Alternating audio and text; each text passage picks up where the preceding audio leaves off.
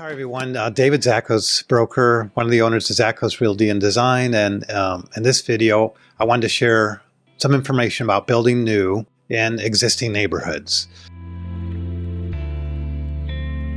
Demand for our area is very high, especially new homes, new construction. It's been very sought after, and a lot of people like to purchase new. When we bought our first and our second home, we had them built new, and that's something my wife really enjoyed, being able to have a new home, being the first one to move into a home. And many people are looking for a fresh start when they come to Florida and they want a new home. I've been living on this coast since 1982. Many of you may know that I moved out from Michigan. I was a police officer, deputy sheriff, resource officer, detective, road supervisor, detective supervisor. I did all that throughout that 25 years, and I worked in Sarasota County and really enjoyed the area. When I retired in 2007, I went straight into real estate. I had been doing it as a hobby before that, and I've lived in many towns all up and down the coast. We often work with buyers that are looking for new construction. And when I go out touring with them, sometimes they know ahead of time, but sometimes they get down here, hey, Dave, I want a new house. Let's go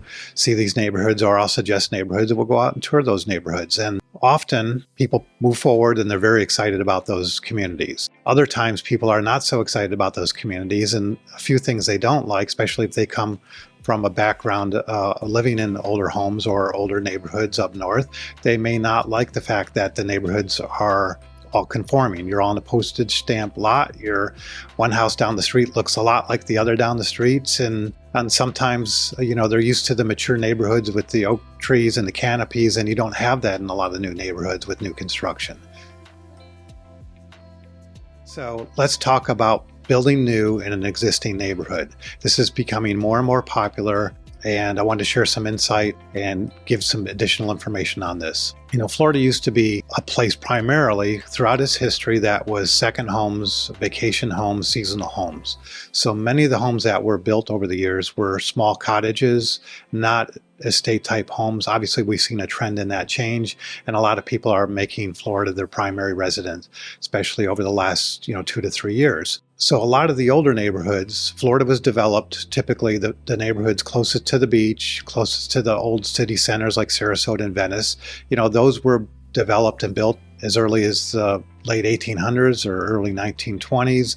And most of the homes there are smaller. Some of them are elaborate and have a lot of character to them, but many are smaller. And so what we're seeing is people are buying these, knocking them down, and building a new home in these sought after areas. Being close to the beach, being close to city center always appeals to people because it gives you a nice walkable feel and a lot of features that the original residents came down to. Being close to the coast in a coastal area, you'll notice you get a nice ocean breeze many more months out of the year than you would out east. So the opportunity now exists for buyers to purchase a lot or knock down a home and build a new home.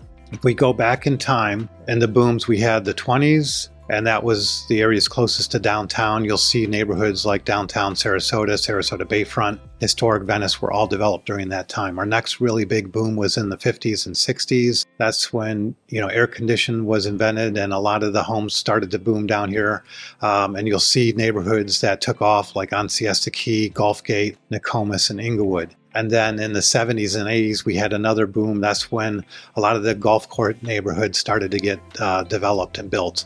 And of course, later in the 90s, 2000s, that's when Lakewood Ranch first was developed and neighborhoods further out east. And 2012 and plus, we've had a boom where many new neighborhoods are built out east. But if you want to stay close, most of the time you'll have to go in an existing neighborhood and you'll have a limited amount of lots to pick with, but there is lots of opportunity. And I want to just share that with you. Maybe you haven't even thought about that. I actually, a few years ago, mentioned this to a couple. They were frustrated by not finding a home they were looking for.